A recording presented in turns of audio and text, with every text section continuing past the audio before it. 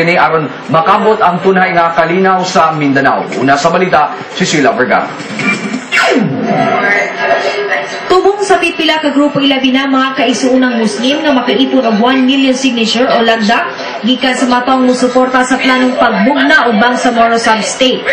Usa kuno kini ka pamaagi ang makaangkon og kalinaw ang Mindanao. Sulod sa dugay panahon nga suliran ang kagubot sa Mindanao, ganit di pa lang dugay miulbo ang kasamok o panagyera sa nagkanang lugar sa Mindanao sama sa Basilan. Busa kagahapon, gilusad ang signature campaign dinhi sa Dakbayan. If we want to move forward in peace in Mindanao, then that includes addressing historical injustice.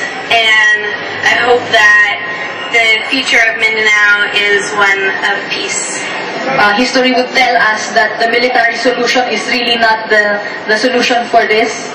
So this is one concrete step towards a just and lasting political settlement.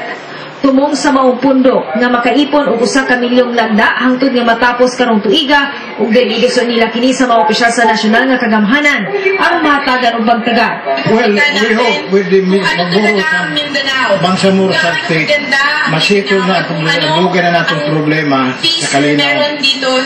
Kaya madawat man sa mga Muslim ilang ang Moro Brothers nato gidawat na this is also what they are asking Moro Sub-State. Ang problema lang kay daghang mga taga Manila dili musugot.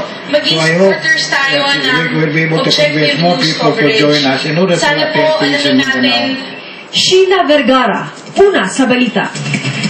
Una ka ba yung like?